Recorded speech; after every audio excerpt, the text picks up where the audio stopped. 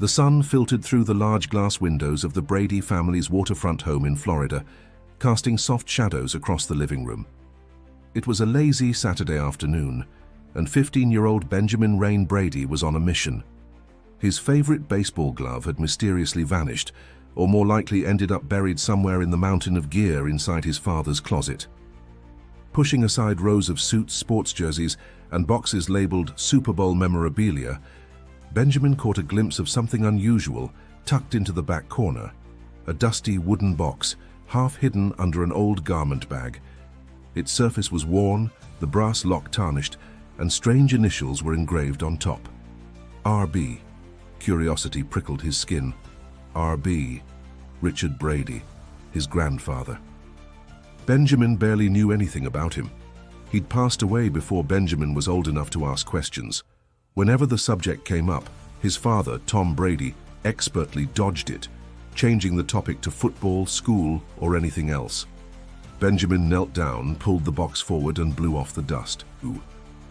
It was heavier than he expected, solid, like it was meant to keep something valuable, or secret, safe. "Dad's gonna freak out if he sees me with this," he mumbled, but grinned anyway. Adventure always outweighed caution in his mind. He tugged at the lock, but it held firm. Definitely not the type to pop open easily. There were no keys in sight. His fingers brushed over the engraved letters again, trying to imagine what his grandfather had been like. What kind of man leaves a locked box hidden in his son's closet for years? Before he could decide whether to sneak it back or keep investigating, footsteps echoed from the hallway. Benjamin's heart jumped. He shoved the box behind his back just as the door creaked open. "Hey, Ben!" "What are you doing in here?" came his mother's voice. Giselle Bündchen stood at the doorway, arms crossed but smiling. Her eyes, always sharp, flicked between Benjamin's guilty face and the slightly ajar closet. Looking for my glove," he said, clearing his throat. Her gaze softened. "You really need to clean that closet one day," she chuckled but paused, narrowing her eyes slightly. "What's behind your back?" Benjamin sighed in defeat, revealing the box. "I found this. It was way in the back. Look, it has Grandpa Richard's initials." For a moment, Giselle's expression shifted, a mix of surprise, curiosity, and something else. Concern, maybe. "Ben, that belonged to your grandfather," she said softly, stepping closer. "I haven't seen it in years. I didn't even know your dad still had it." "What's inside?" Benjamin asked, his voice dropping to a whisper. "I don't know. Your dad never talks about it." She brushed a strand of hair behind her ear. "But maybe you should wait until he's home." Benjamin bit his lip, torn between his growing curiosity and respecting his father's privacy. But the box felt like it was calling to him, a direct link to the part of his family history shrouded in silence. "If this is a secret," Benjamin said slowly, "maybe it's time someone finally opened it. If you're enjoying the mystery already, don't forget to subscribe to the channel for more unbelievable real-life stories like this one." He carried the box carefully to his room, placing it on his desk. He circled it like a detective, inspecting every side. No loose hinges, no false bottoms, just that stubborn lock and those haunting initials staring back at him. Benjamin pulled open his desk drawer and grabbed a paperclip, bending it into a makeshift pick. His hands trembled slightly, from nerves or excitement, he wasn't sure. The lock didn't budge. He sat back, frustrated, tapping the box. That's when he noticed a tiny carving on the back, almost invisible, a small, strange symbol. It wasn't just an ordinary box, it was a puzzle, and Benjamin Brady wasn't about to give up. Benjamin barely slept that night. The box sat on his desk as if daring him to try again. Every time he glanced at it, his curiosity deepened. What could be so important or so dangerous that his grandfather had locked it away for decades? The next morning, armed with determination, Benjamin fired up his laptop and searched. How to open antique locks without a key. Dozens of videos popped up. He studied the techniques, practiced with spare locks he found around the house, and returned to the wooden box with renewed focus. He inserted a paperclip into the keyhole, gently twisting and pressing. Minutes passed. Nothing. He adjusted the angle, held his breath, and tried again. A faint click echoed. His heart leapt. Slowly, carefully, Benjamin lifted the lid. A puff of aged air escaped, carrying the faint smell of cedar and something older, something secret. Inside, there were no gold coins or hidden treasures.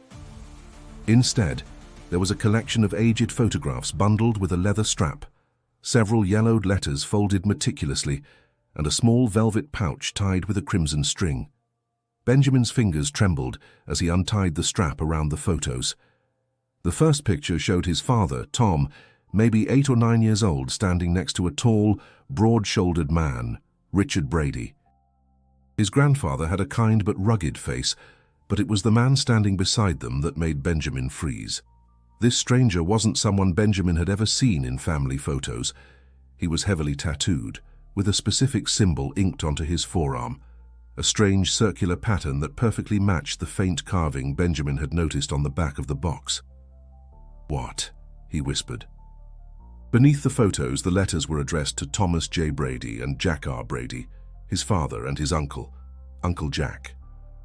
The name was familiar, but he barely remembered the man. Dad never spoke about him. His gaze shifted to the velvet pouch. Carefully, he untied the string and tipped it over. A small heavy key slid out, along with a folded piece of brittle paper. Unfolding it revealed a crude, hand-drawn map, with cryptic symbols and a large X marking a spot somewhere near Tampa. Before he could study it further, a soft knock startled him. "Ben?" It was his mum. "Are you okay?" Yeah, come in," he said quickly, shoving the map under his notebook but leaving the open box visible. Giselle entered, immediately spotting the contents. Her eyes widened. "Oh, Benjamin." "Mum, but do you know who this guy is?" he asked, holding up the photo with the tattooed stranger. She sat beside him, her expression shifting from confusion to something deeper, a mix of surprise and anxiety. "No, I've never seen him before, but that symbol, it's familiar. I've seen it somewhere." Just then, the sound of the front door unlocking echoed through the house. Tom was home. Moments later, Tom stepped into Benjamin's room, his casual smile fading the instant his eyes landed on the open box. He went pale. His mouth opened, but no words came. "Dad, what is this?" Benjamin asked softly, holding up the key. Tom rubbed his jaw, his eyes darkening. I never wanted you to find that," he said, his voice rough.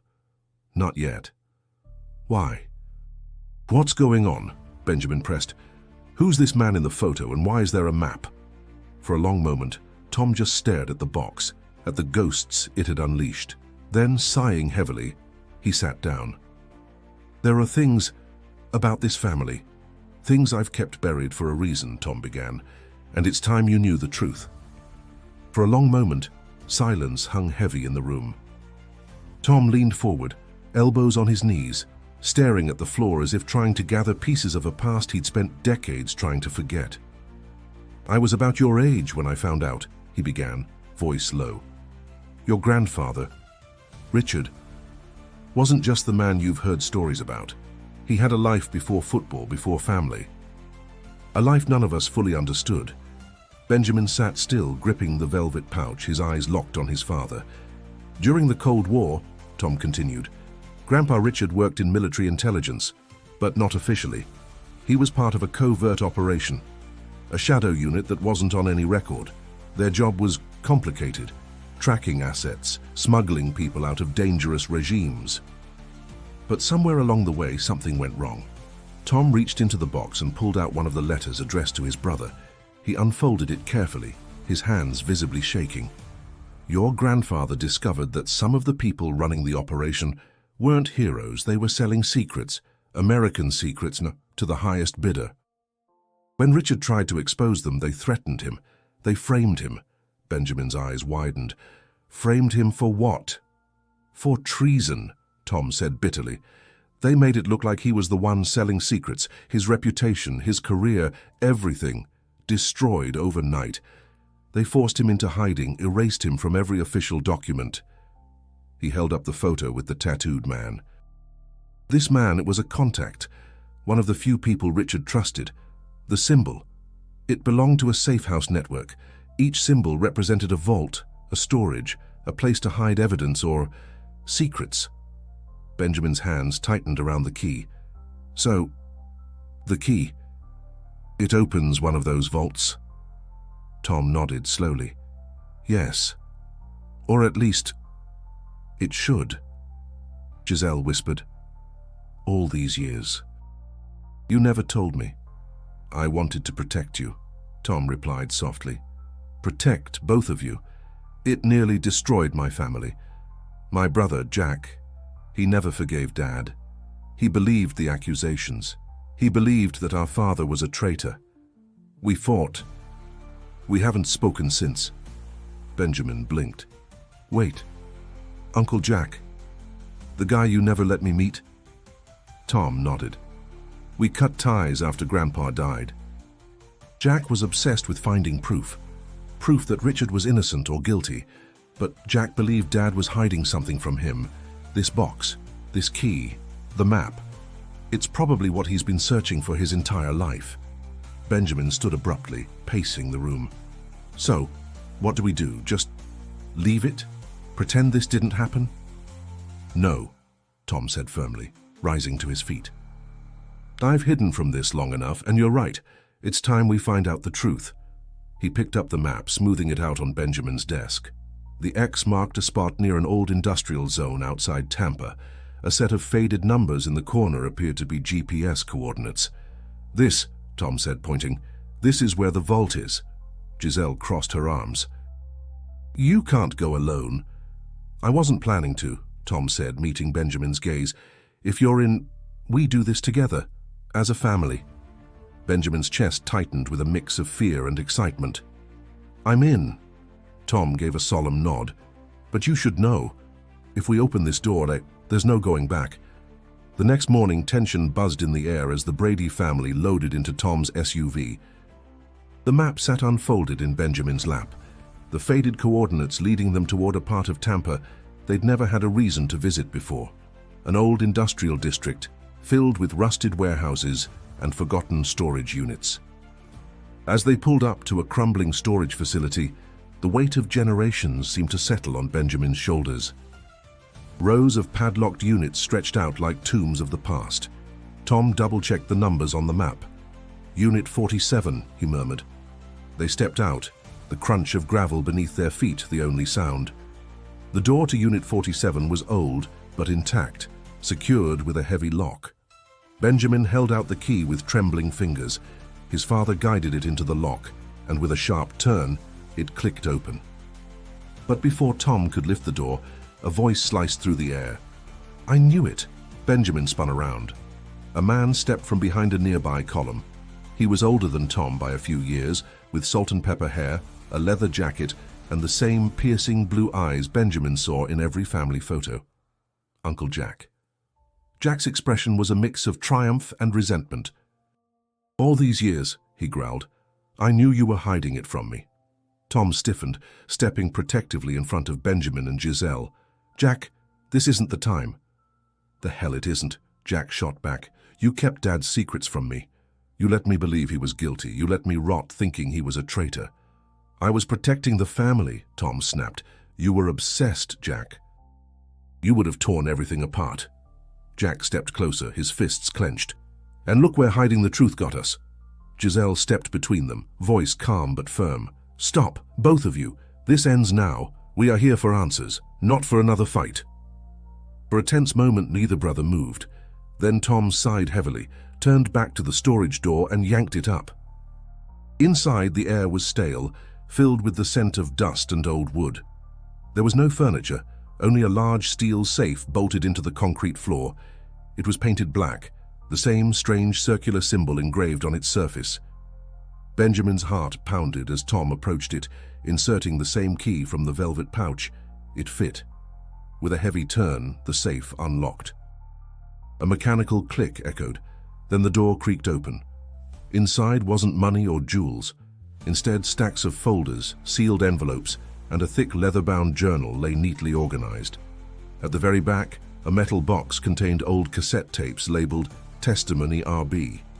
Tom reached for the journal first, flipping it open. Handwritten entries detailed missions, dates, and encounters, but more importantly, they described a conspiracy.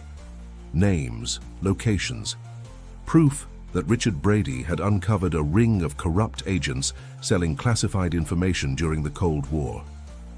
Jack's eyes widened as he scanned the documents. It's all here. Everything. Giselle pulled out a folder marked Exoneration File. Inside were letters Richard had written to government officials, along with evidence he had tried to clear his name before being silenced. Tom's hands trembled as he pulled out one final envelope. Written on it in faded ink were the words, "For my sons." He opened it. Inside was a letter from Richard, explaining the choices he made, how he chose to disappear to protect his family from the enemies he'd made. Benjamin swallowed hard. He wasn't running away. He was protecting all of you. Tom nodded slowly, voice thick. And now, we finally know the truth. For a moment, nobody spoke. The only sounds were the gentle rustling of paper and the muffled hum of wind outside the storage unit. Tom held the letter tightly, reading every word as though each one could rewrite the history of their family. Jack stepped forward slowly, his hard expression softening as he read over Tom's shoulder. "All these years," and he muttered, voice cracking, "I blamed you. I blamed him. I blamed everyone. But Dad, he was protecting us. He wasn't the traitor they said he was." Tom looked at his brother, really looked at him, for the first time in decades. "I never wanted to fight you, Jack. I was just scared. Scared that if I opened this door, it would break everything." Jack nodded, wiping at his eyes roughly. It nearly did. But it's not too late. Benjamin watched in silence as two brothers, torn apart by years of anger and silence, slowly stepped closer. Then Tom extended his hand. Jack stared for a moment, then pulled him into a hug that was decades overdue. Giselle wrapped her arms around Benjamin's shoulders, whispering, "See, sometimes the truth hurts. But it heals too." Together they sat on the cold concrete floor and began going through Richard's journal. Page after page revealed not just the details of covert missions, but the story of a man who had been forced to sacrifice everything for his family's safety, a man who chose integrity over survival. Near the final pages, Benjamin found a sealed envelope with his own name written on it. His fingers trembled as he opened it. Inside was a simple letter, "To my grandson Benjamin, whom I never had the honor to meet. If you are reading this, it means my story has finally reached the light. Know that the Brady name was never about trophies, medals, or records. It was always about courage, the courage to do what's right, even when it costs everything. I hope you carry that with you. With love, Grandpa Richard." Tears welled in Benjamin's eyes. He folded the letter carefully, holding it to his chest. Tom placed a hand on his son's shoulder. "Now you know where we come from, and what really matters." A sudden thought crossed Benjamin's mind. "So what happens now? Do we just keep this to ourselves?" Tom exchanged a glance with Jack and Giselle. "No, this story deserves to be told, not just for us, but to clear Dad's name, to show the world who he really was." Jack nodded. "We do it together." As they packed the documents carefully, ready to bring them home, Benjamin noticed something else at the very bottom of the safe. Another small box. Inside, a final envelope labeled, "To the Brady family of the future." Tom unfolded it and read aloud, "No matter what happens, stay united. The truth can be buried, but family must never be. Pass this lesson on. And remember, our legacy is not what we leave behind, but how we stand together." The message hit them all deeply. As they exited the storage unit, the weight of the past no longer felt like a burden, but a bond, stronger than any trophy, any title, any victory. Benjamin smiled as he glanced at his father, his mother, and his uncle walking beside him. For the first time, he truly understood what it meant to be a Brady. If this story blew your mind, make sure to hit that subscribe button and check out the video on your screen now for another incredible true story you won't believe.